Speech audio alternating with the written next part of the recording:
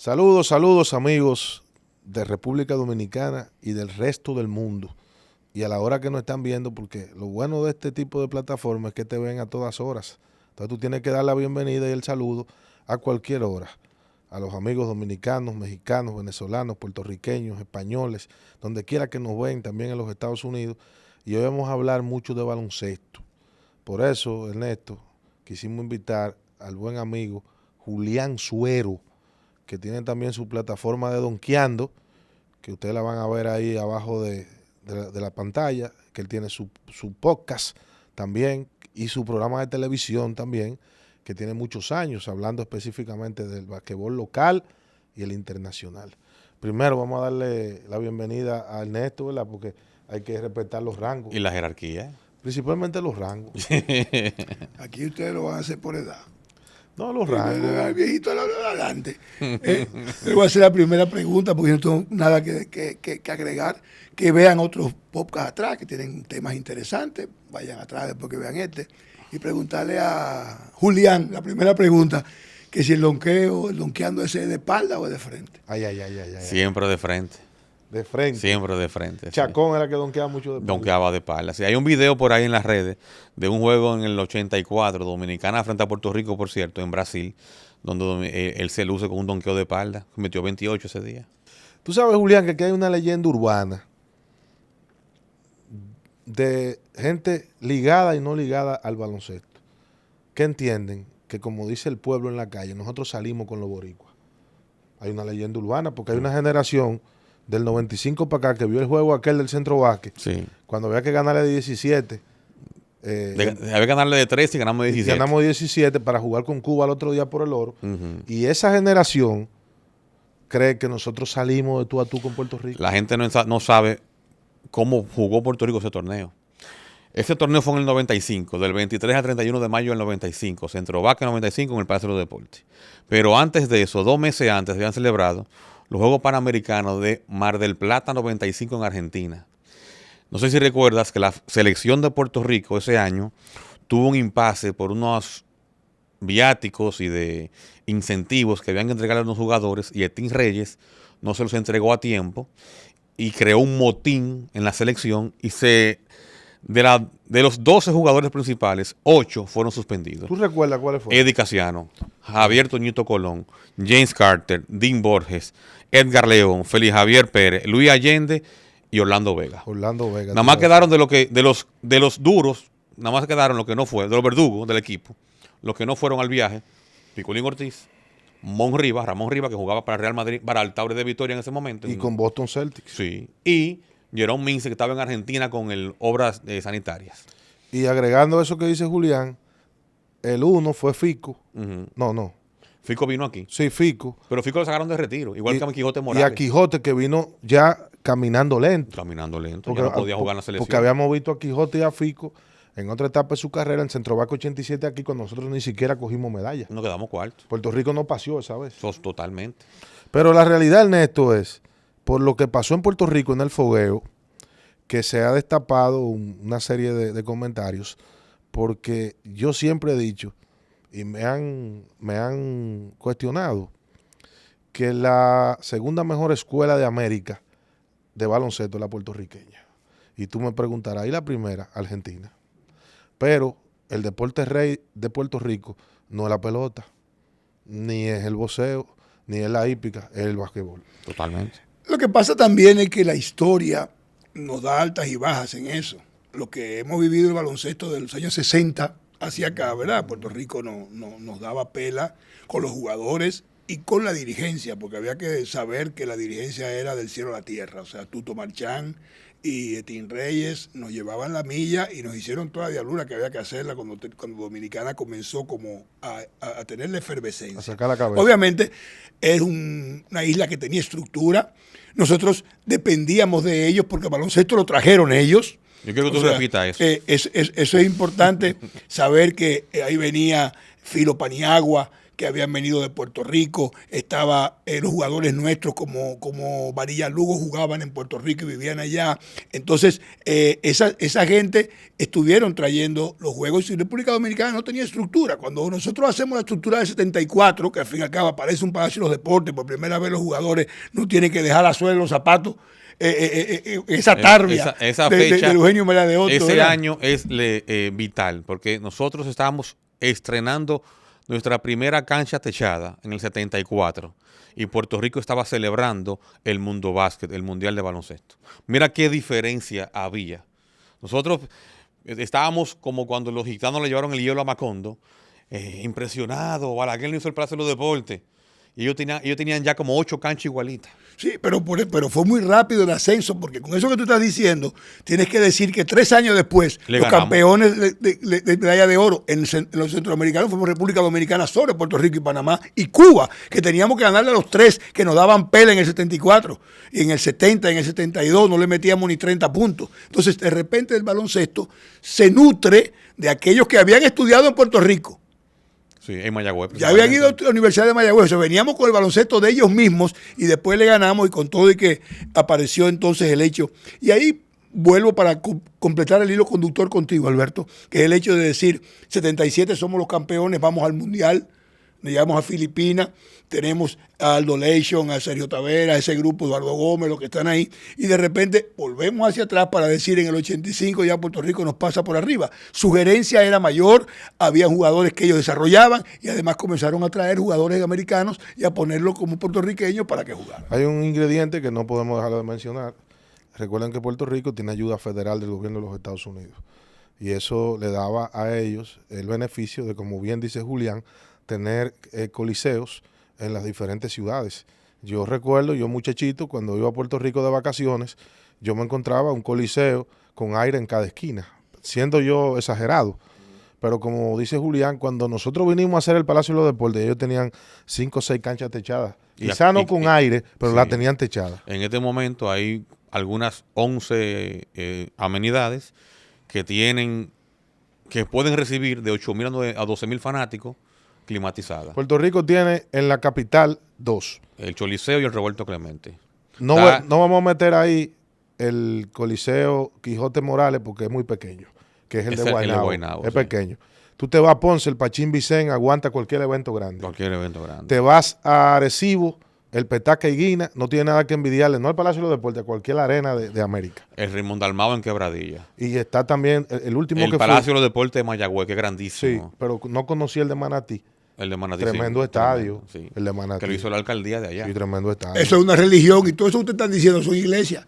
Exactamente. Está lleno de iglesias, juega basquetbol. Entonces ahí no confirma que el basquetbol es el deporte rey. Y ni hablar de la liga colegial de baloncesto que tiene Puerto Rico. La Liga Atlética Interuniversitaria. Ni hablar. Y también recordar que aquí jugadores como Milito Encarnación, Manuel Julio Flores, José Molina, estudiaron en American University. Patón Nova, Ángel Sánchez. Y de ahí salieron los Dalmau. Claro que sí. Todos estudiaron. Bueno, que la mayoría, no sé si ustedes vieron el documental New Yorkican, que habla sobre el equipo que participó, que representó a la isla del Encanto en los Juegos Panamericanos del 79, que eran 11 jugadores nacidos en Estados Unidos y uno que había nacido en Puerto Rico. Pero el grueso, todos habían nacido en... Y nosotros tenemos liga universitaria. ¿Cómo? Tenemos liga universitaria. Aquí hubo en los 70. Muy débil. Sí, pero ahora.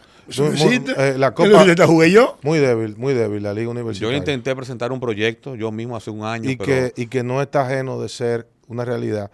Y también las ligas escolares, que si bien se pueden estar haciendo ahora, yo entiendo que hace años debieron de hacerse y hoy estuvieran establecidas.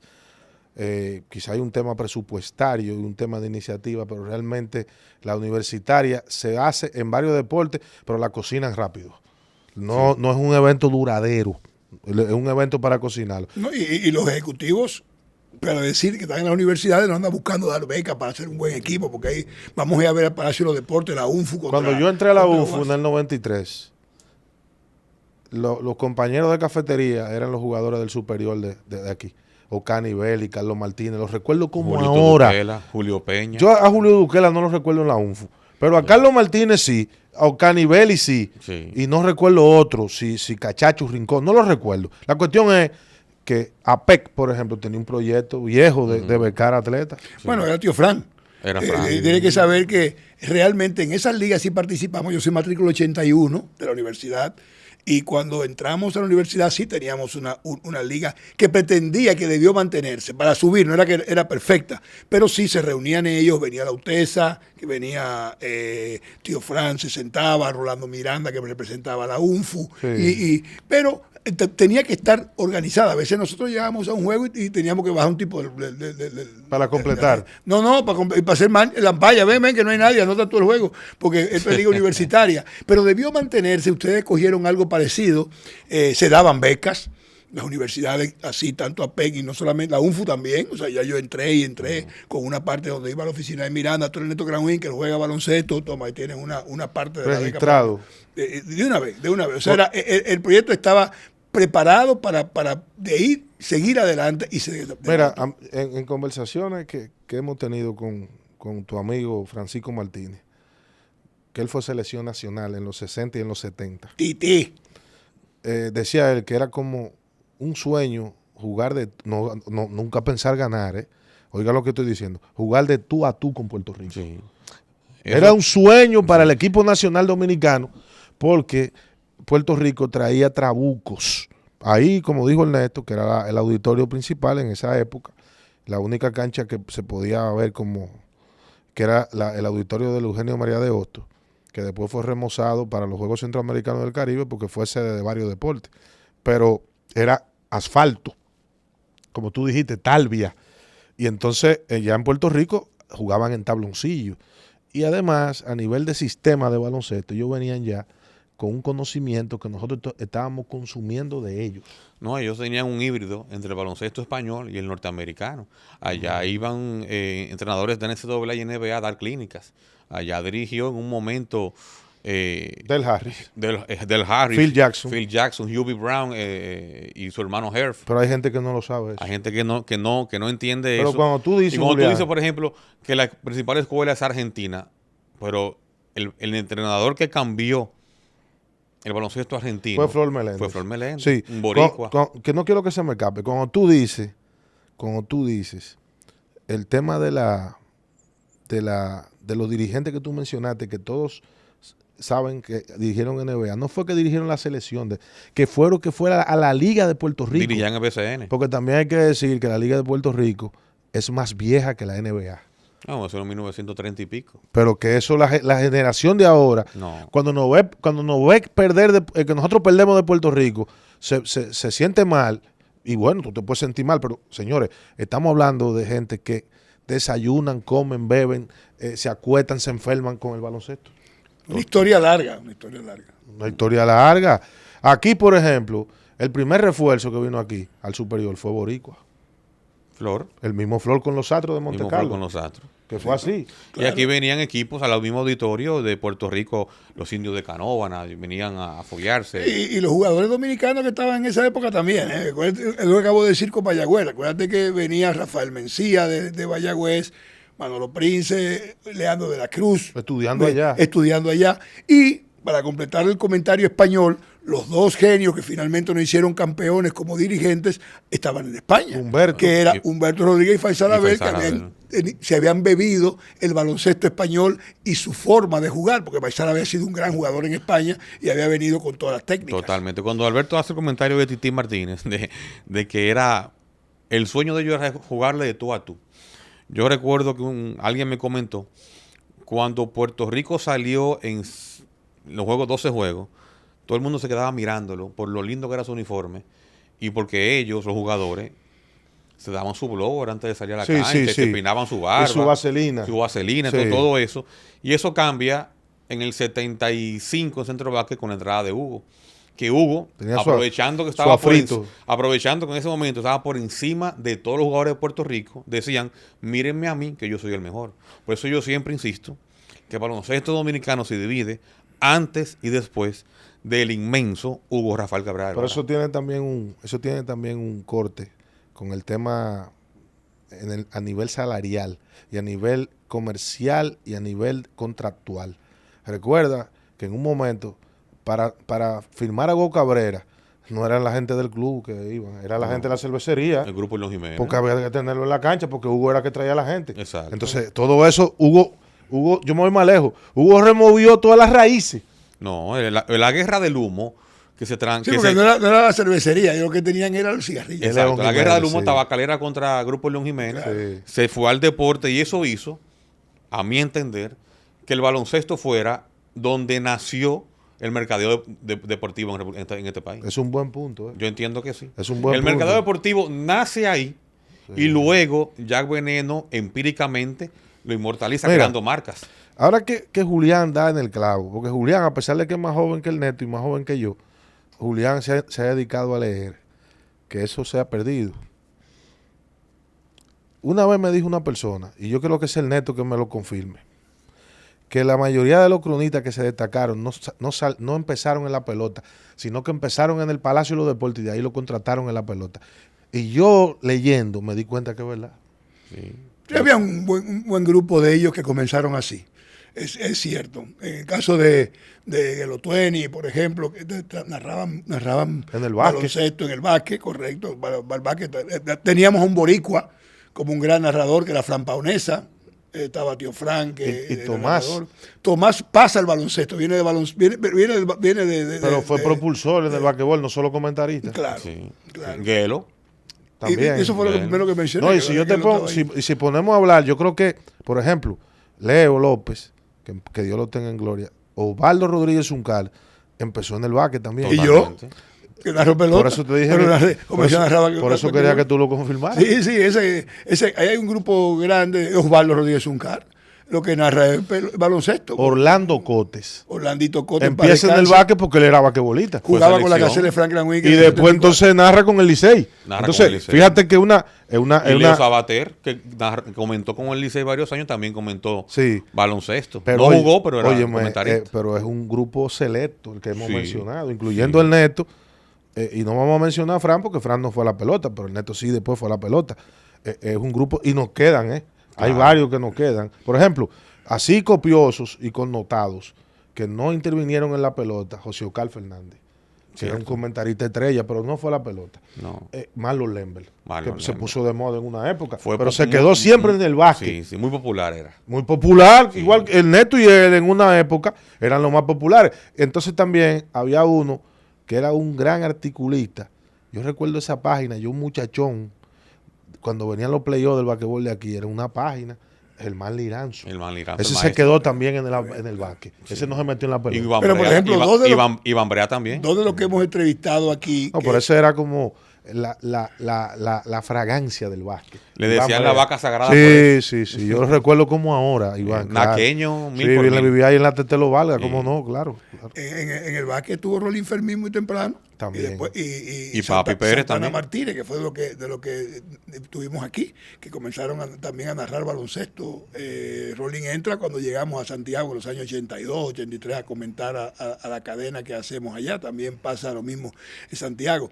Y había mucha ligazón. Era más fácil. La pelota era muy tradicional, era muy cerrada. Para entrar era más fácil. En El baloncesto, basquetbol. claro. Sí. Es que la pelota venía de Rubí y después de esa parte estaba Lilín, Billy, Fidencio Garris, Jorito Burnigal, que no iban al baloncesto. Entonces, esos narradores, Félix Acosta Núñez, que nunca narraron juegos. Era más perfumada. Pero esos eran inamovibles Sí. en las transmisiones. No se Tú no ibas a movían. venir y que un pendejito dije, no, yo voy ahora a narrar al lado de Félix Acosta porque está ahí, o al lado de Lilín Díaz, o al lado eso no existía. Eso eran instituciones y eran inamovibles, porque venían, como digo, de la escuela de Rafael Rubí, que es el cubano que llega aquí y comienza a enseñar realmente cómo se narra.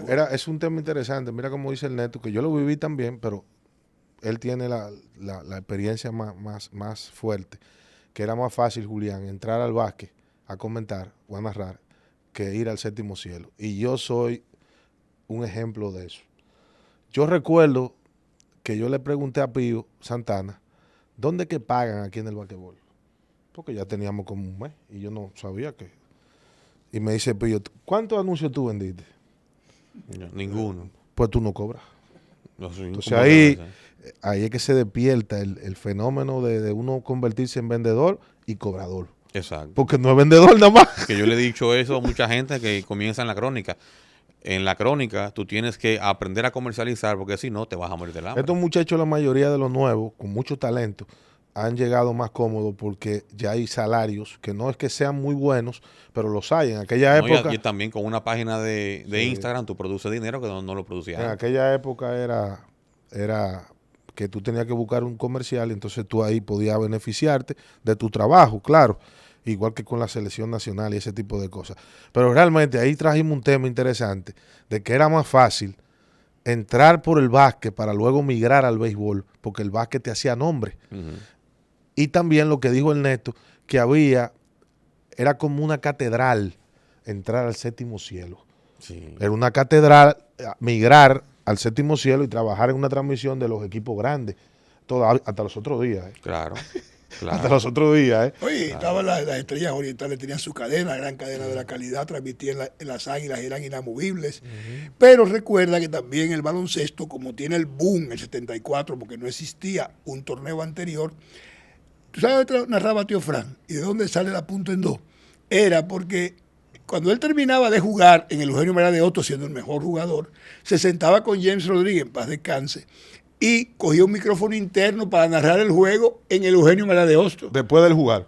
Después de jugar, yo recuerdo a mi tío perfectamente con el mono de jugar y el micrófono en la mano haciendo una narración. Oye, entonces, como la pizarra era una pizarra manual, y había que poner el papelito ahí, entonces él decía, ¡hey! Apunten dos, porque metió dos, apunten dos. Y ahí sale la primera parte de cantar. Entonces, cuando llegamos al Palacio de los Deportes, en el 74, de repente viene la visión que dijo Julián, hay que mercadear esto. Entonces, cada equipo tiene que hacer su transmisión. ¿De dónde iban a salir los narradores? No existían. Exactamente. Había que buscar 6 cadenas para poder hacerlo. ¿Y quiénes van a narrar? Aquí nadie sabe con quién. Un Ventú, venga el que sea. Y A ver cómo hacemos todavía esa yo no, transmisión. Ernesto, todavía yo no comprendo cómo fue que a un genio se le ocurrió decir que el torneo no podía comercializarse y que tampoco podían venir refuerzos norteamericanos. ¿Tú recuerdas eso? Pero había muchos Bueno, asuntos que tenían que ver con el Comité Olímpico, el profesionalismo. eso fue la gestión de, vamos a decirlo con nombre y apellido, pues no estamos ofendiendo a nadie. Eso fue la gestión como secretario de deporte Jesús de la Rosa. del buen amigo Ido a Destiempo, sí, el papá de Yoli, que trabaja en el ayuntamiento, don Jesús de la Rosa. Sí, pero Jesús fue 78. Sí, Jesús fue de 78, 78, pero 74, 78. no querían que se vendiera ni siquiera boleta. No, No, y no, el porque él baloncesto entendía que era un y asunto el baloncesto social. llegó, fue incluso a los clubes, porque era deporte para todo, deporte gratis. Sí, era y que no abierto. podía cobrarse. Pues no era profesional entonces. Porque Exacto. si tú no vendes boleta, entonces ¿cómo tú le pagas a los jugadores?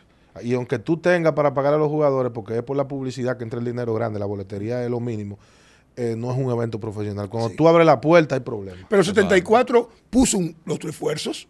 Yo recuerdo. 75 también. Por ejemplo, a Ralph Garbo, ahí vino Flor Meléndez, vino Víctor Ogarro.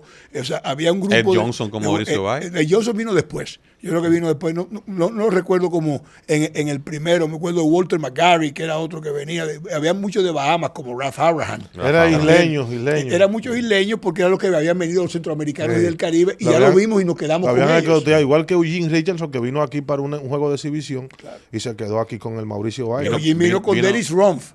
Y se quedaron los dos. Con la Pony. Dennis Rumpf se quedó Dennis con... Rumpf fue el de que vino con Arroyo Hondo. con Arroyo Hondo. Que ese fue el que Alejandro Abreu le dijo no tiration, aspiration, penetration y donkation. Y yo participé en esa conversación porque Sí. realmente Leo Corporán Un inglés fluido. Leo Corporán fue a buscar a Dennis Rumpf al hotel y Tío Fran va y cuando baja Dennis Rumpf, Tío Fran le dice a Leo, yo estoy ahí, le dice, no, pues ese no es. Dice, ¿cómo que ese no es el verdugo? Dice, no, el viejito que yo quiero ver. Eugene. El viejito de Eugene Richards. Entonces baja el viejo, que tenía cara de viejo, ¿verdad? Sí. Y Tío Fran le dice, ese que sabe jugar basquetbol. Entonces Leo contrata al que le dice Tío Fran y por eso se convierte Y se en una quedó, franquicia.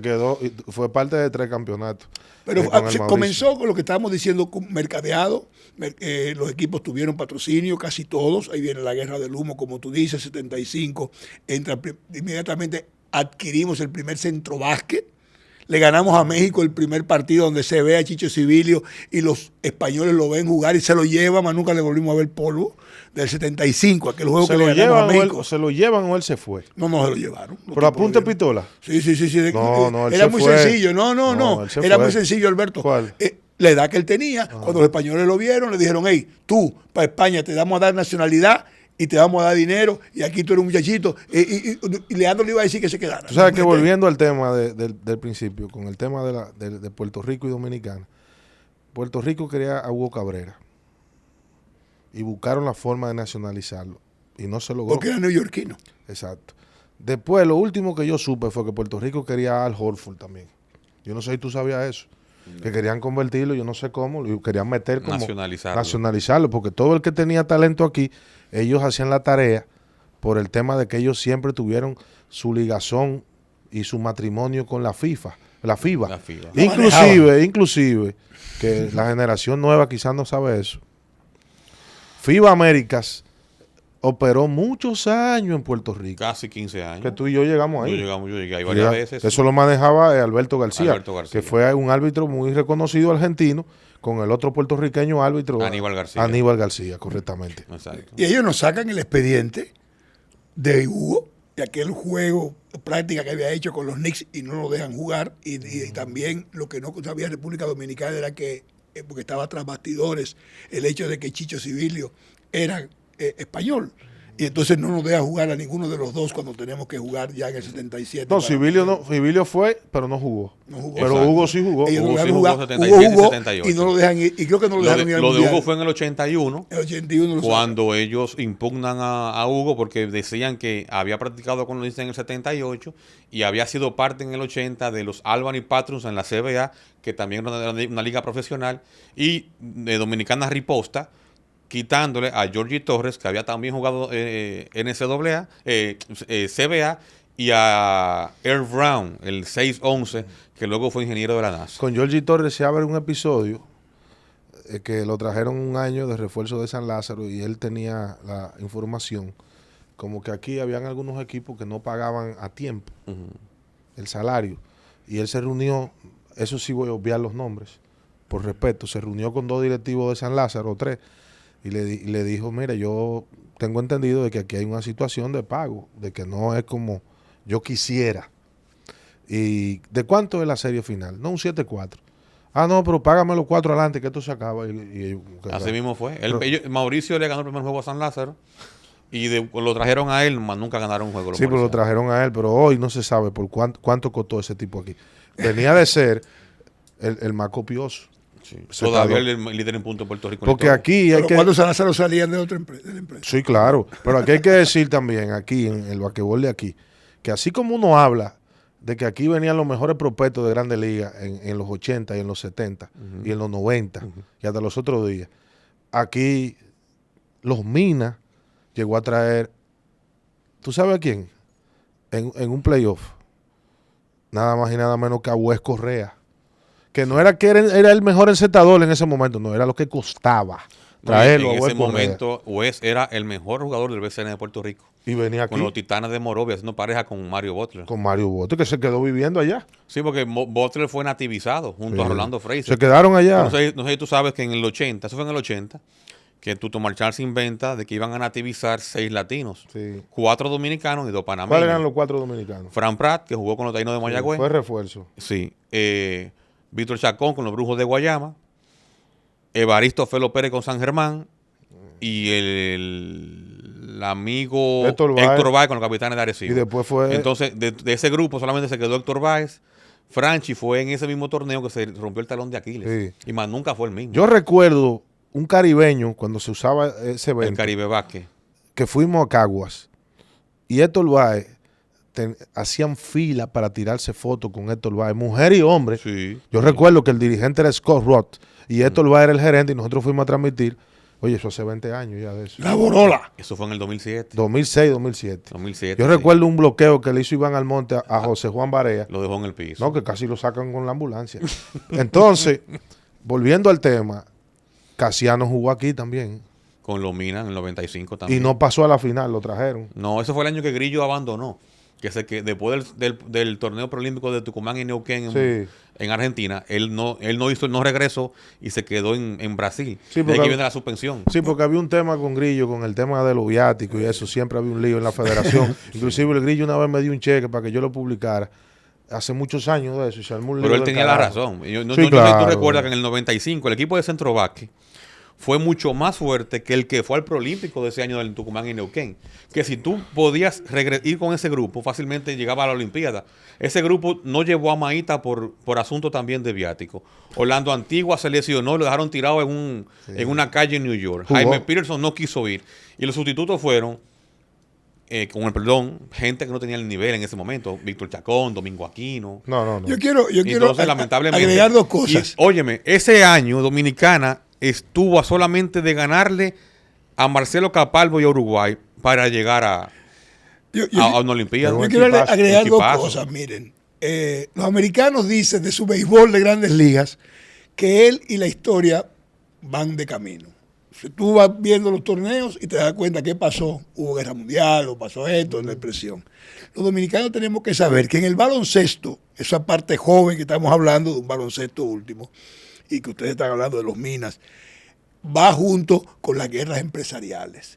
Pero, aquí hago una aclaración, en los torneos nacionales, cuando llegaba el momento de la federación, ninguna empresa se lo tiraba arriba a la selección. ¿Y por qué pasaba eso? Ese fue siempre el problema, porque eran comerciales y aparentemente la selección no era comercial y ellos sí en sus guerras de torneos habían. Recuérdate que los Minas tenían un patrocinio de aquel patrocinio pero en la guerra sí, y pero por no. eso traías el mejor equipo. Sí, pero no siempre, ¿no?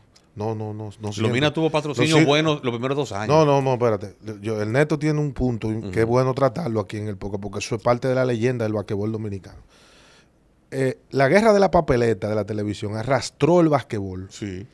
Y los Minas le pusieron los universales y a un manager de aquí famoso le entregaron a Tumbe M porque el dueño de Idelca era el mismo dueño de Reintel y era el mismo dueño del equipo de los Minas, que era el empresario Leonel Almonte. Y del Banco Universal. Sí, vamos a estar claros con eso. Pero cuando viene... Correa, que tú dices. No. Los Minas en un momento no tenían los universales. Era rojo. Los universales lo convirtieron en crema.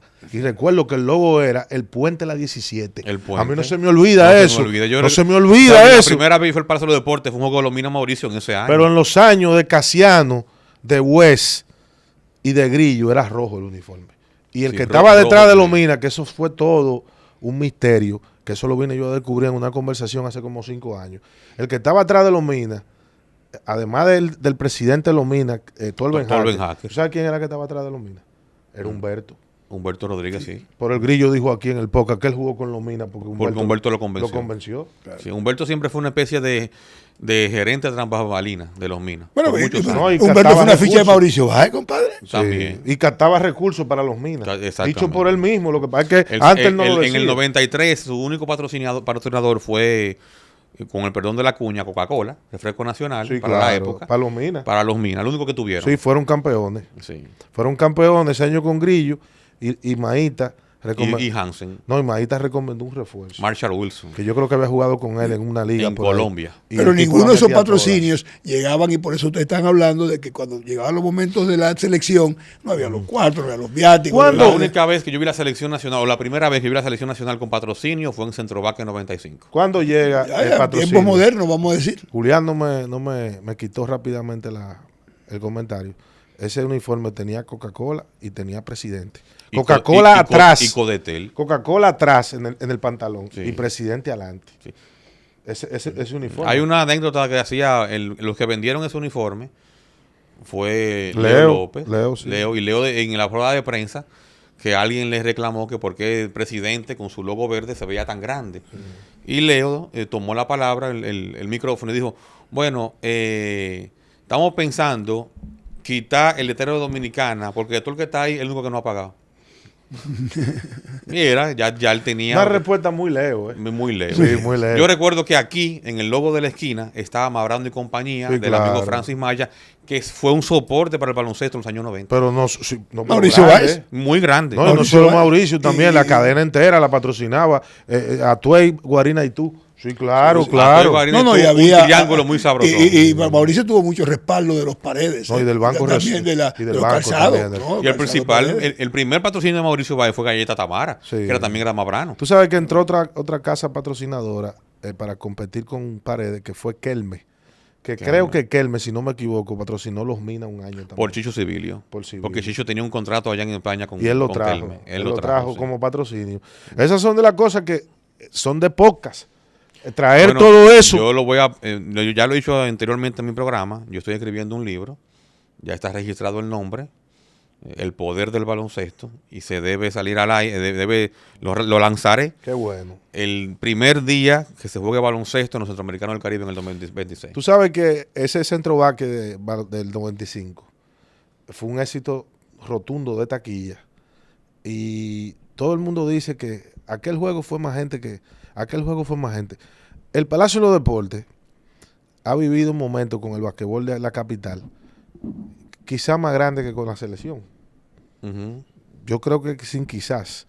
Esos juegos de las finales, el primer año que los Minas entró, que fue con San Carlos, bueno, yo no recuerdo.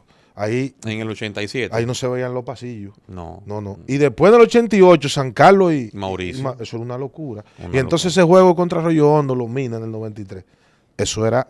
Y después... Pero yo recuerdo también, porque es que San Carlos siempre generó amor y odio. Sí, igual que el Naco. Exactamente. En el 89, que el amigo aquí era el gerente del Club Los Prados, Sí. esa final, que ese equipo de Los Prados para mí debe ser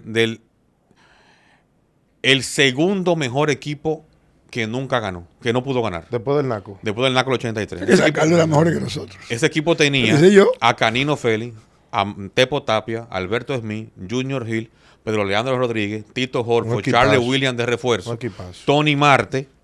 ¿Sabes que la historia era que había una guerra con Tepo y San Lázaro? Entonces yo llamo por teléfono a Chico y a Cholo, le digo, denme A Tepo. dámelo a mí que yo juega conmigo. Y dice, ¿por qué tú me lo vas a cambiar? Digo, por Alberto en mí. Pero yo te lo voy a entregar este año, no te lo entrego el año que viene. Entonces ellos dijeron que sí, y por eso es que juntamos a Tepo No, y pues Alberto. tú lo engañaste.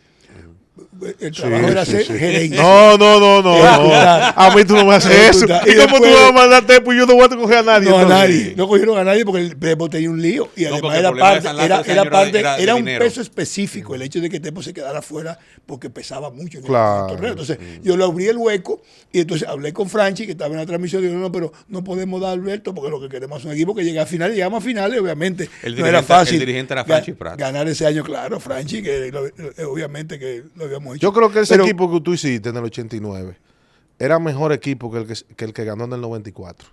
Sí, porque tenía más banca. Equipazo era. Tenía Además, más yo había banca. traído a los jugadores yo conocía a todo el Aunque baloncesto Canino- es que, óyeme. del área y traje a Eliezer Madrigal, tuvimos a Pero el Eliezer lo cogieron en cambio. Ujú. O lo dejaron libre en San Carlos. No, el Él cambio estaba en fue San Carlos. por Eliezer, por Francisco Martínez Por con Francisco Corocho, que era de Martínez. Yaguate. Sí, el Grandote. alto, que Sergio le consiguió una beca en el colegio Santa Teresita. Sí, Claro murió- que sí, yo me murió de acuerdo. un problema Sí, sí. con- de Yo me diabetes. Pero bueno, acuerdo, claro. teníamos un claro. equipazo, pero yo creo que es importante toda esa parte que estamos hablando que tiene que ver con ese Palacio de los Deportes lleno. El Palacio comienza a llenarse en el 74 con los Juegos de San Lázaro y Naco. O sea, era una locura.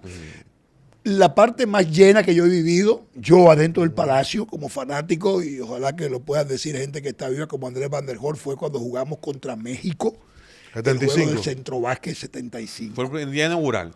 Eso fue una locura. Cuando ganamos, ahí no cabía nadie, el palacio estaba completamente abarrotado. Y después, obviamente, esa misma parte la vi muchas veces. Pero hay un punto La con vi eso que dice el Neto ahora. Hay un punto. 75, un año de construido. Ujú.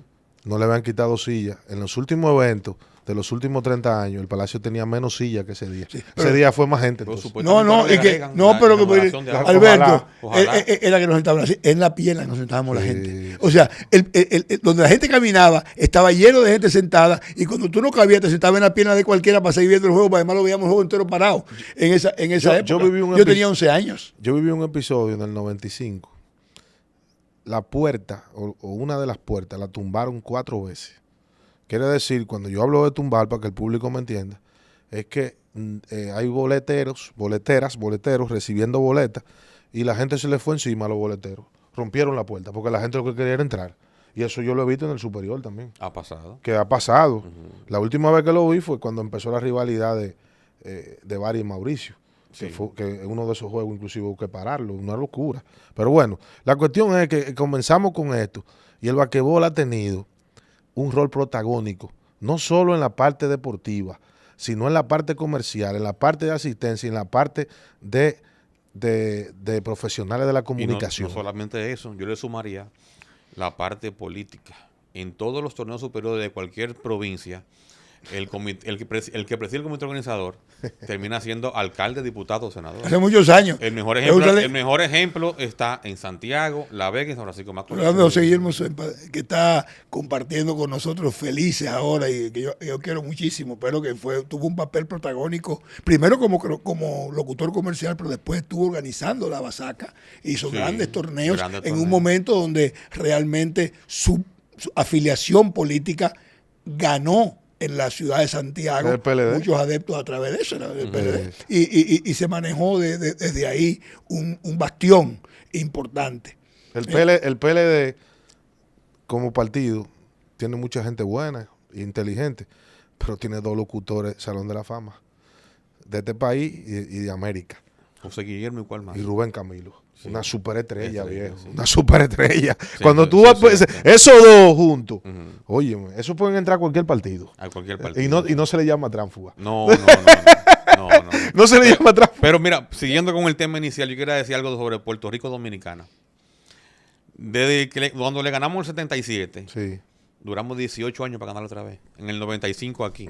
En los 80 nunca le ganamos. Qué dato. Y siempre nos apabullaban. Aunque siempre Dominicana trataba de dar su mejor juego y que hubo ciertos partidos que debimos quizás hasta ganarlos, pero lo perdíamos. Y de ahí para allá, del 95 para acá, le ganamos en el 2003 con los Juegos Panamericanos, que ese juego tuve el honor de ser el comentarista con el señor aquí que estaba a mi siniestra de narrador. Y en el 2004 le ganamos en el Centro Baque con los 2 tiros libres de Jack Michael. Los 2 tiros libres de más sombría que yo he visto en Plaza de Deportes hasta ahora. Mira, oye esto, Ernesto, según una información que nos pasó nuestro amigo Carlos Angel, Puerto Rico no ha ganado, compadre de Julián, no ha ganado 10 centroback y nosotros solamente 3. En preolímpicos, Puerto Rico nosotros no solamente le hemos ganado una vez. En Copa del Mundo, 1-0. Centroamericano y del Caribe, yo creo que son más. Sí. Y en Panamericano también. Fogueo, ellos no han ganado todo, 3-0. Creo que ahí faltan datos. Porque esa lista es del 93 para acá. Sí, del 93. Si le meten para atrás, es mucho más. Si le meten los 80, la diferencia es abismal. Un 90% Puerto Rico. Es abismal. Y es que nosotros tenemos que sentirnos, en cierta forma, hasta agradecidos cuando nos enfrentamos a ellos. Porque es que ellos, como tú dijiste, trajeron el baloncesto aquí. Mira el Neto, el Club Naco trajeron una vez un equipo de Puerto Rico a jugar con nosotros. Creo que éramos prenovicios, lo que le decían ahora, lo que ahora es U13, U12, qué sé yo. Y todos picaban con la izquierda. Por ende, todos tenían que tirar cocina. Nosotros tirando con la derecha en los calentamientos, y ellos todos con la izquierda. Ya sabían romper presión, la 40 esa famosa, que era una flecha. Ellos la rompían relajando. Y ya tú sabes la calidad de los tenis de los boricuas. No sé.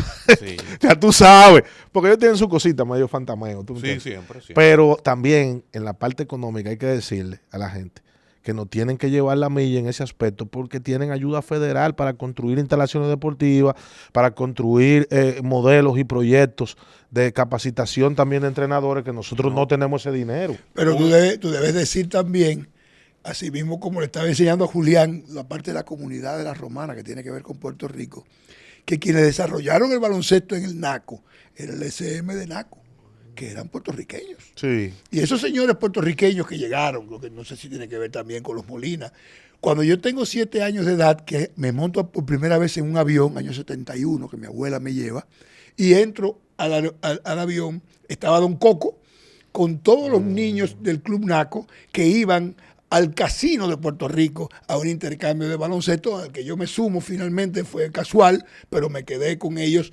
compartiendo ese baloncesto del año 71. Don Coco, el abuelo de Doré. El abuelo de Doré, sí. Y ahora estamos, yo estoy convocado esta semana, ayer, a narrar la AmeriCup.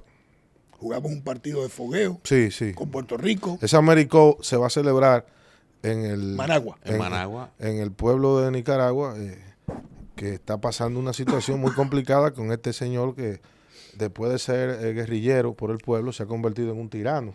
Sí, El señor Daniel Ortega. Sandinista. Él, bueno, ahora no. Bueno, él subió como sandinista. Sí, pero ahora ya se le olvidó, sí, ya se le olvidó.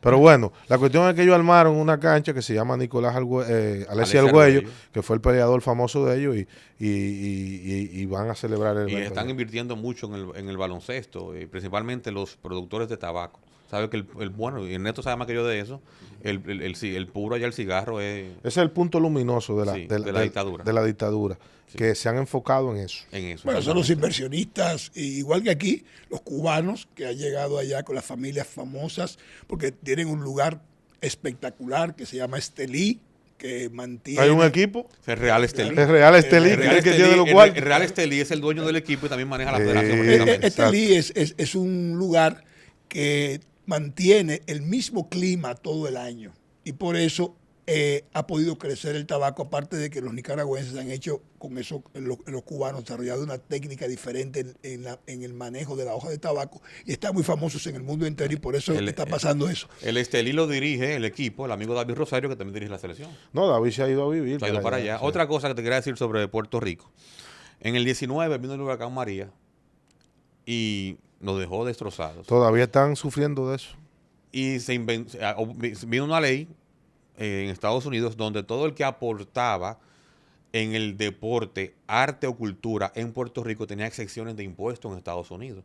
Por eso es que el BCN crece del 2018 al 2025 de 8 a 12 franquicias y todavía hay gente pidiendo franquicia porque ahora es un negocio. Un buen punto que tú has tratado, pero tú fuiste construyendo la idea que no todo el mundo lo sabe. Eso viene por un tema de un fenómeno natural donde el gobierno empieza a atraer inversión en base al entretenimiento y al deporte. Exacto. Y por eso el torneo crece. Ha subido tanto. Y también se meten empresarios artísticos que nunca habían estado por ahí. Exactamente. Incluyendo peloteros, como el caso de Yadier Molina, Molina. que ya lo vendió a Bayamón, pero que ganó con Bayamón. Le vendió al amigo Duars, que es un ¿Cuáles fueron los reggaetoneros? Bueno, Bad Bunny, el dueño de Cangrejero de Santurce, que tiene como gerente a Rolando Jorrutine. Sí, pero hay otro.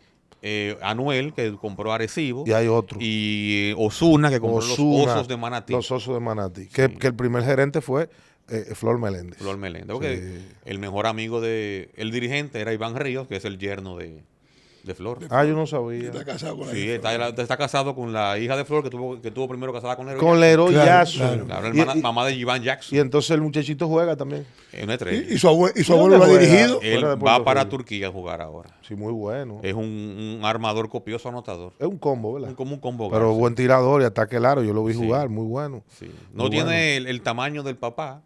Sí. Si tiene el tamaño del papá, fácilmente fuera de Papá NBA. tenía como 6'3", ¿verdad? Como 6'3 o 6'4, sí. Cuando vino aquí, Leroy Jackson, que creo que jugó en Santiago también. Jugó en Santiago con Plaza Valerio y primero fue en San Pedro. Sí. Creo que con Miramar. Cuando vino aquí, montó todo un espectáculo ahí en el Palacio de los Deportes. Bueno, lo que se vio más fue la final, pero él venía haciéndolo desde la regular. Él fue el más valioso ese año. Una estrella, Leroy Jackson, una estrella. Había que irlo a ver. No, perdón, el más valioso ese año fue Vinicio. Ya sus últimos cartuchazos en el Pero 94. con San pues, Lázaro. Con San Lázaro, pues me dio 24 puntos. Dirigiéndolo Héctor Báez. Hugo. Ese Hugo. año fue Hugo, Sí, con Hugo. asistente de Héctor. Ya el año siguiente era diferente. Sí. Sí. Explícanos, Julián, el AmeriCup que estamos a punto de enfrentar. ¿Qué es? ¿Para dónde vamos? ¿Y cuál expectativa tiene la selección dominicana? Bueno, el FIBA dio hoy su Power Ranking y nos coloca como quinto, sin medalla. Entiende que Brasil, que ha mejorado, la transición brasileña le ha dado muchos frutos. Tiene a Yago como armador, que es un pimentoso anotador. Entiende que Estados Unidos y Canadá está por encima de nosotros, al igual que Puerto Rico. La AmeriCup tiene ciertas fallas porque es que hay un desnivel. El nivel que tiene, por ejemplo, Puerto Rico y Dominicana contra el que tienen Nicaragua y Colombia todavía es muy grande. No pasa eso en Europa, que tú ves en cualquier equipo europeo, Alemania contra Francia, y están sacándose chispas. Serbia contra Croacia, equipos, países de la Aquí son de 20 y de 30 la distancia en esos juegos. Claro, O entonces, España, que es un gran equipo. exactamente. Entonces, el progreso, el desarrollo de FIBA América se ha quedado muy atrás. A mí me gusta más Centrovac que lo de antes. A mí me gustaba más, Copa, sí. y Copa Y la preolímpico, y preolímpico. Óyeme, aquel equipo del 2009. Aquí no, yo no sé si van a juntar un torneo así, un equipo así. Ese equipo tenía a Holford, Luis Flores, Francisco García, Charlie Villanueva, Jean-Michael Martínez, Franklin Wester, tenía de todo. Ricardo Greer. Tenía todo. Aquel equipo que lo dirigió Julio Toro sentado. Sí. ¿Tú recuerdas Que no se paró. que yo le dije en el hotel a Julio Toro que a mí me habían dicho que él no dirigía sentado? Y él me preguntó que de dónde yo saqué eso. Sí, porque usted dirige aquí parado y ya tú sabes el boche que me dio Julio Toro. Ningún dirigente puertorriqueño dirige sentado. Ni dominicano tampoco. Que por cierto, dirigente boricua en el basquetbol de la capital, podemos decir, y yo recuerdo, a Raymond Dalmau dirigiendo los Minas. En el 95. ¿Tú recuerdas, verdad? Claro, sí. Yo recuerdo una entrevista que le hizo el colega Carlos Sánchez por Última Hora, donde él decía que al nivel superior él no está para enseñar a nadie. Yo, ¿verdad? Que él no concibe que un tipo que juegue 20 minutos no se pase una trenza. Que si tú le dices, hazme un under, que él te pregunte qué es un under. Julián, Óyeme. yo hablé una vez con Dalmau, una vez que él vino a ver a Cristian, cuando lo trajimos ahí en los Titanes hace un tiempo, y me decía que él no concibe cómo un jugador que gana en dólares falla tiro libre. Sí, un temperamento. Sí, fuerte. Fuerte. No, y con razón, Y porque con te están razón. pagando en dólares, tú no puedes fallar bajo el aro. Además No. que él era Raymond Dalmau. Él era Raymond Dalmau. Una estrella. Hay que verlo jugando. Tú sacas el top 5 de Puerto Rico por posición. Y el 3 por excelencia es Raymond. Y En vamos- la 4 tú puedes poner a Jerome o a Rubén, como tú Sí. quieras. Íbamos al estadio y en a la ver a 5, Dalmau. sembrado pico. Y todos los imitábamos con sus giros y tirando con una mano. Y la pelota. Carlos Morales dirigió Sameji, Sí, el varias comentarista de veces. ESPN, Y Miguel Mercado también dirigió, creo que a Plaza Valeria. y Cocolos. No, ese fue Carlos Mercado. Carlos Mercado Y, fue. y Miguel, yo digo que dirigía a Morovi, que murió de cáncer. Titanes lamentablemente de hace unos 20 y Morovi. pico de años. Y Mario Rivera dirigió Puerto Plata. Tú Carlos lo Mario, trajiste, sí, que era un maestro de de baloncesto, Ponce, sí, ya en murió, que dirigía en lamentablemente. sacado, Sí. con saco y corbata y, chaleco abajo. Con un corbatín, a veces, sí. Un Pero personaje. hemos visto más jugadores que dirigentes. Aquí sí. Bueno, por ejemplo, aquí los primeros que comenzaron en parte de Flor fue el Gato Maldonado, Sí. Jim Maldonado, también Edgar León, que vino 2 veces, Arroyo Hondo y... Vino Egal, pero no su hermano. No, Papiro no vino. No vino Egal.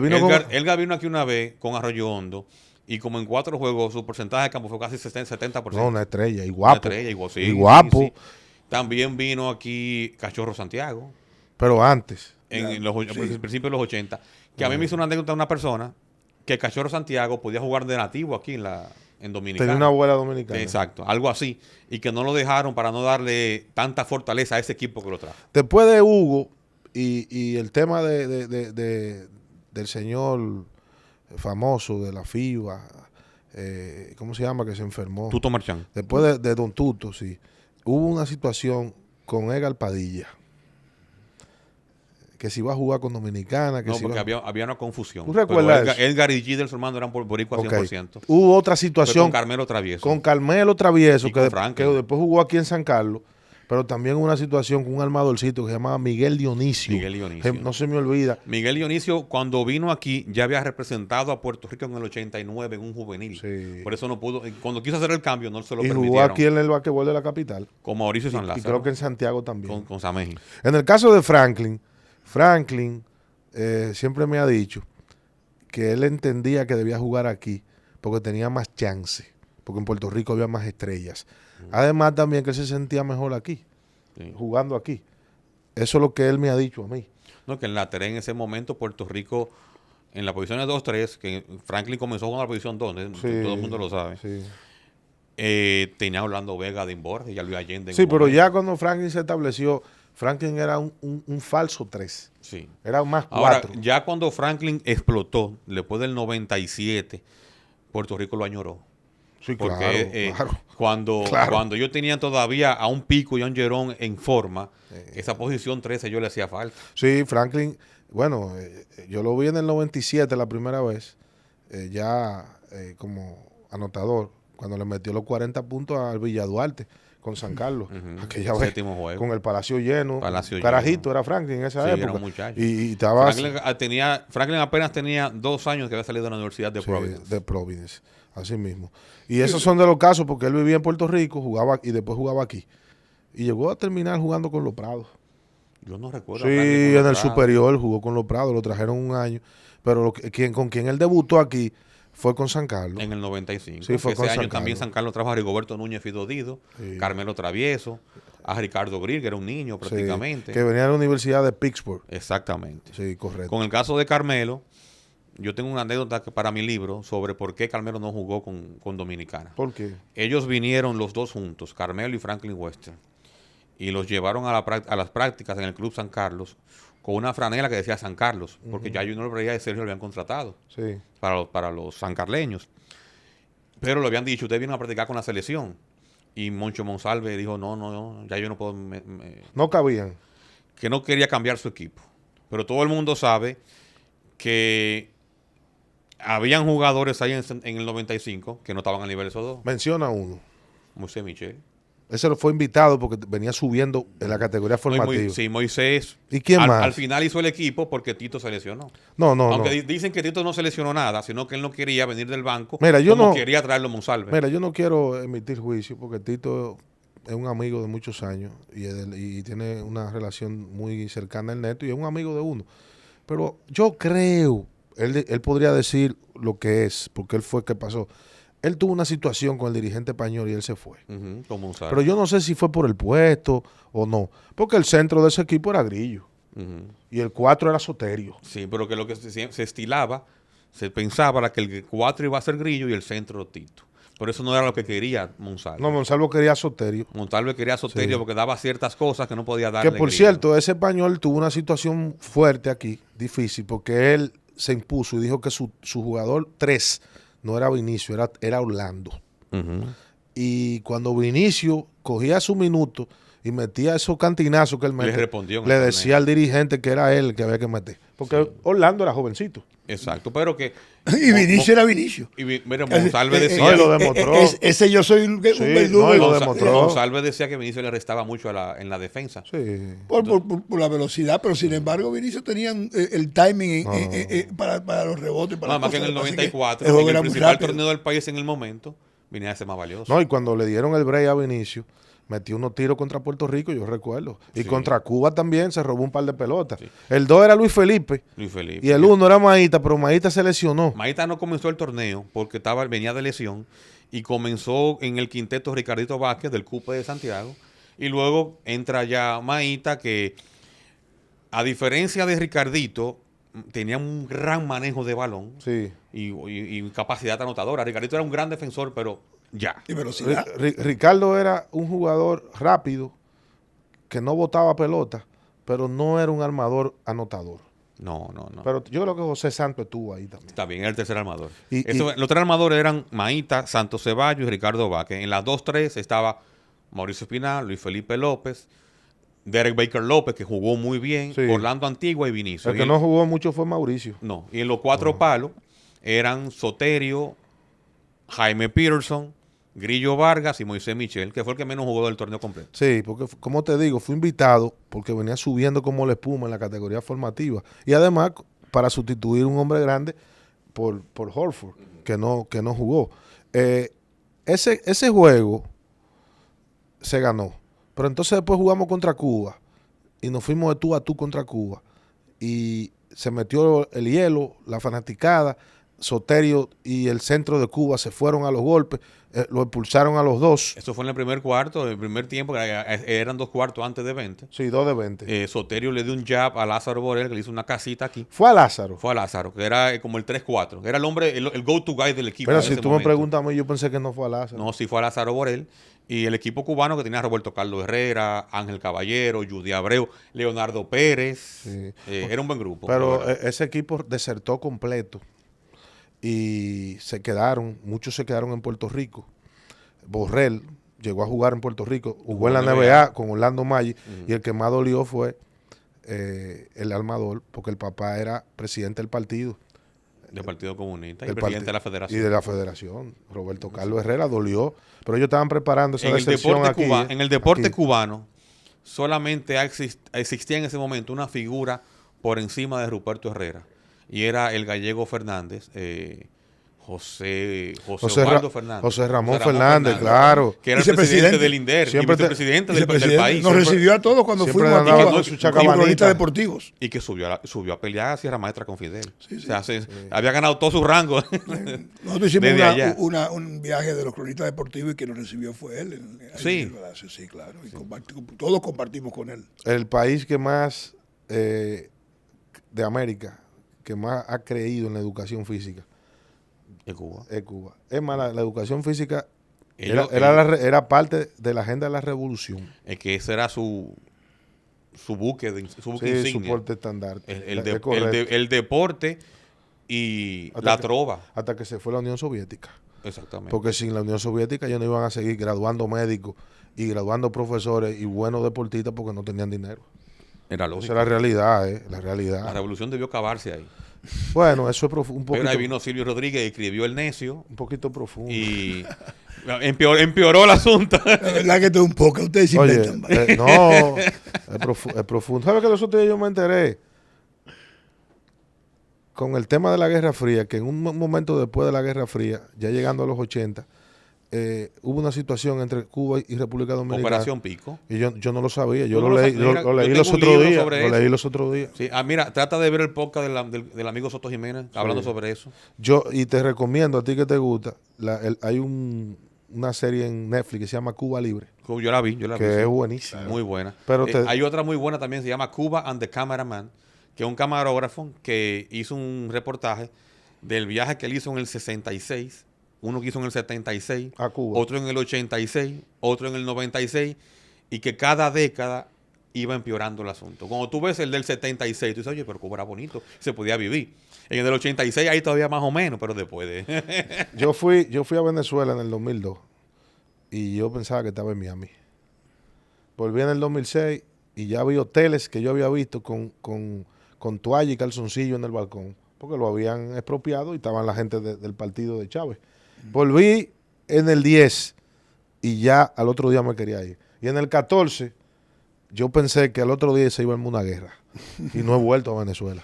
Porque yo viví una transición, eran Serie del Caribe todas, pero lo que yo viví al principio, la primera vez que fui, yo pensé que estaba en Miami, repito, y después lo que viví era espeluznante. Lo que pasa en la televisión se queda corto de la Lo mismo pasó en la pobreza. generación de nosotros con Cuba, que cuando llegamos lo que veíamos era las mismas calles de Nueva York. Y después- Las avenidas, el estadio latinoamericano tenía 65,000 personas. Cuando Y después- hicimos el juego aquel de Baltimore. Sí, la selección de Cuba. Contra la selección Sí, de Cuba, que claro. yo narré las dos cosas. Claro. El juego en Pero Baltimore eso con fue- Cuba y el juego de Cuba en Pero Baltimore. fue 99. No, 98 o 99. Como pues. 98. Y se llenó el play. Claro, Se llenó el play. 65,000 personas, pero, Y estaba el comandante ahí. claro, el comandante fue, puso su bota. el único dominicano en el roster, si no me equivoco, habían dos dominicanos, roster de Baltimore, Willy Otaña y Manny Alexander.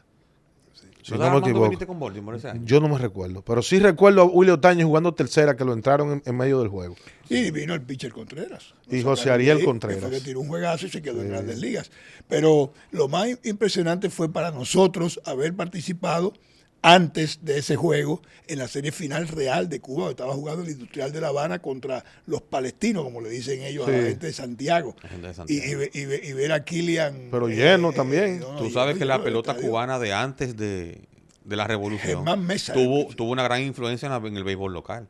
Por los colores, el almendares, los halagares. Una gran influencia. claro. La influencia. La influencia. Claro. Hasta los colores lo copiaron. Comenzamos hablando de Rubí, que fue el narrador que vino de Cuba para enseñar a todos a narrar, además del béisbol. En los juegos del 74, que yo no estaba vivo, ni tú tampoco, el Neto sí, pero yo he visto el video y lo tengo, lo conservo, de la inauguración. Quisiera yo equivocarme, pero yo sentí, mi oído dice que cuando Cuba desfiló aplaudieron más que cuando desfiló Dominicana. Bueno, sí, incluso a mí Era una locura, Sí, uno de los jugadores para nosotros me dijo eso. era una En el locura. 74 y 75. Recuerda que la presión era tan grande de aquel gobierno de Balaguer, que el Balaguer con su genialidad había permitido 7 días con el pueblo. Sí. Y esos 7 días con el pueblo fue ese mismo año donde los cubanos vinieron y la gente se tiró en la calle a escuchar a esa trova cubana. No solamente los cubanos, aquí vino Silvio, vino Pablo, vino Mercedes Sosa, la negra argentina. Era 7 días vinieron con el pueblo. los guaraguaos, la gente de... Todos revolucionarios. Ali Primera, los venezolanos, los que eran los papás de Fernando y de Servando y Florentino. Tú sabes que voy a entrar de nuevo a un tema que a ti te gusta también. La barba del Puma. Sí. ¿Tú sabes por qué era? Por el Fidel Castro. No. Por uno de los primeros que peleó con Fidel, de lo que lo ayudó a ganar la revolución. Camilo Cienfuegos. Camilo Cienfuegos. Que murió temprano. No, murió, no lo mataron. Bueno, fue un accidente de avión. Porque no se puede decir en el aire la conjetura que hay con eso. Bueno, hay muchos libros. No, hay muchas conjeturas, hay muchas opiniones, opiniones objetivas. Radio Ben ha pasado vida con ese personaje. Y subjetivas, pero realmente todo el que enfrentaba el régimen lo separaban de él. Igual pasó con el Che. Sí. Igual que pasó con el Che. Por ejemplo, todo el que tenía posiciones firmes en contra de los Castro tenía problemas. No importa si tú me ayudaste a subir a la sierra y bajaste conmigo. No. Que por cierto, en ese documental de Cuba Libre, sostiene, pero de manera muy puntual, que ellos lo que bajaron fue con 300 gente. Que ese ejército no era un ejército grande. No. Lo que pasa es que la Guardia Cubana ya había soltado. Sí, porque Batista abandonó. Ya había soltado, O sea, porque la cabeza había abandonado. Se le apareció aquí a Trujillo. Sí, no, bueno, ellos ya se habían hablado. Ya, Sí. eso Hay una parte del documental que me gusta y es cuando se habla de cómo surge Las Vegas, Nevada, gracias a la caída de La Habana. Sí. Porque todo el que quería jugar iba a La Habana, pero al caer ese centro de juergas, tienen que inventarse los gringos una ciudad y van al desierto de Nevada. La mafia se metió en Cuba también con eso, la mafia del juego. Sí. Y en los primeros años de Fidel eliminó inmediatamente los casinos y los hoteles. Totalmente. Lo Y el tumbaron. juego profesional. Y se quedó como ruina eso, inclusive. Que eso fue lo que yo vi mucho en Venezuela, muchos edificios bonitos, que no era cerrarlo por temas impositivos o lo que tú quieras, era por cerrarlo y convirtiéndolo en una ruina después. Eso es lo más feo que se ve. Que no se ve como un país que está creciendo, sino un país que está inmerso en un letargo económico, social y muchísimas cosas. Esa es la realidad. Pero bueno, ese deporte cubano dio mucha agua de beber, principalmente en los deportes de conjunto, en los deportes olímpicos, de combate, en los deportes de tradicionales como el básquet y la pelota, que eran mundialistas. Esa es la realidad. Y fue parte por el trabajo de la dirigencia política y deportiva cubana y también el apoyo económico y logístico de la Unión Soviética, de la URSS de aquella época. Esa es la lo que realidad. se llamó el Tratado de Varsovia, que eran los países de la Unión Soviética, de la Europa del Este, que incluía a Checoslovaquia y a Bulgaria. Y a la Alemania comunista. Porque habían dos alemanes que el don Ramón en el Chavo del Ocho lo especificaba muy bien.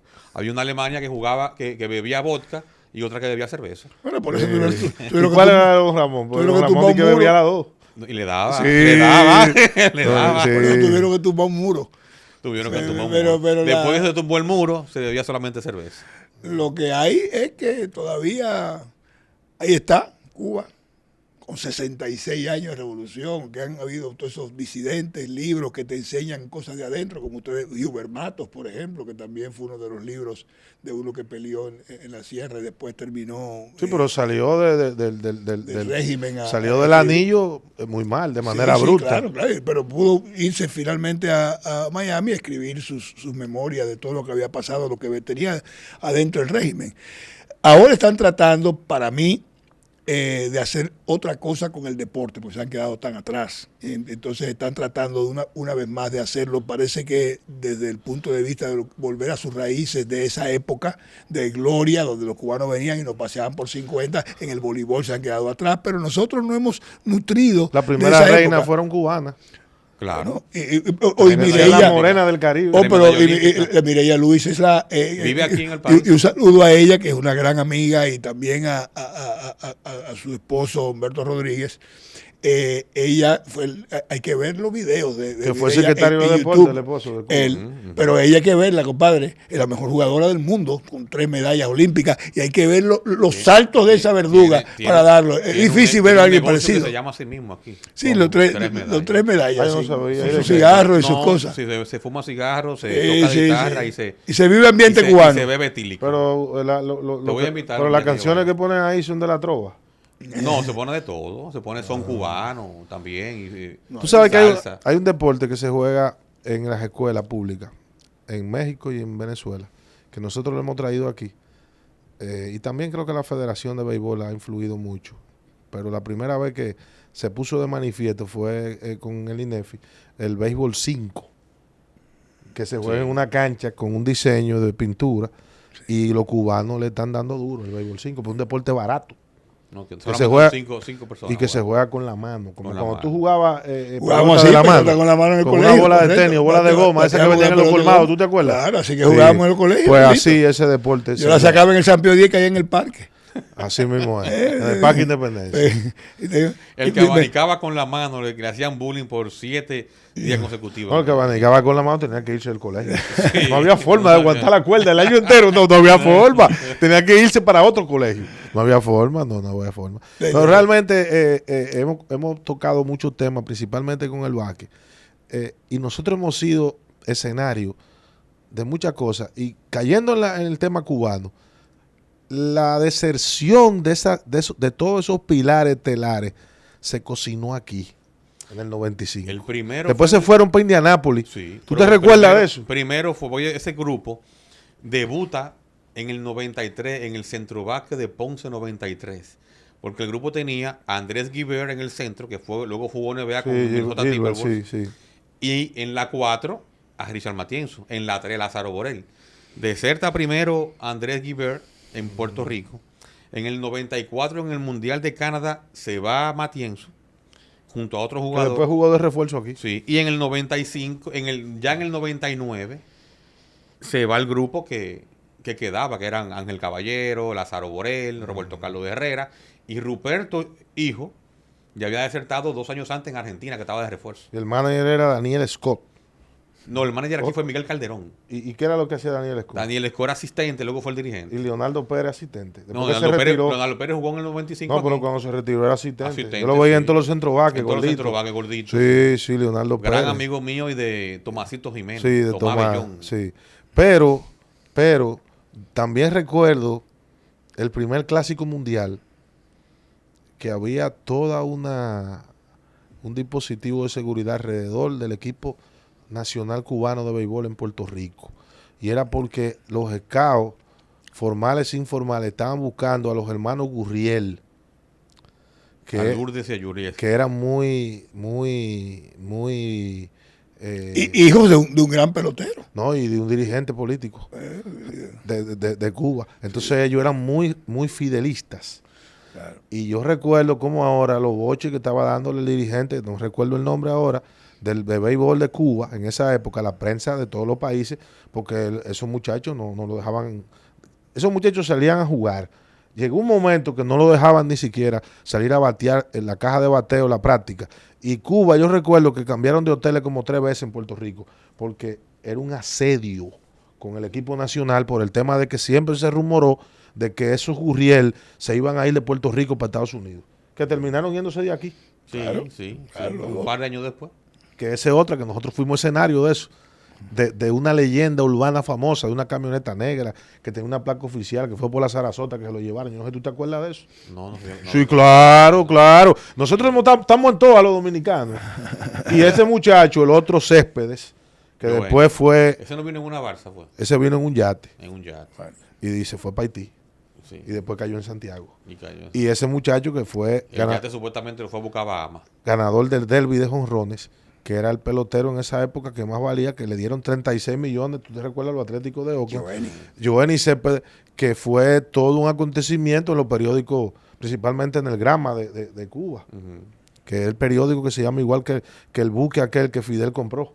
No era un buque nada, era un barquito. Un barquito chiquito, blanco. Nada más que habían 11 gente. ¿Lo tienen ahí? Sí. Sí, pero cabían 11, pero se metieron 38.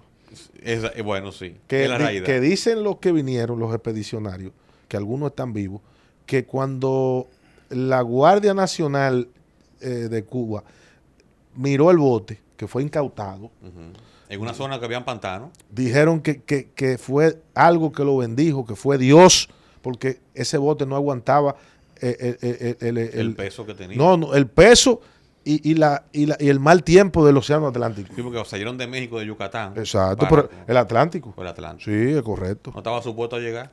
Y llegaron. Y mira lo que se convirtió. Ese bote está ahí, que se lo enseñan a todos los turistas que van. Yo no he ido a La Habana, pero tengo pensado ir antes Y que el, termine el año. periódico con el nombre para que no se lo olvide. Que no Exacto. se le olvide. Ese es el órgano de difusión del Partido Comunista Cubano.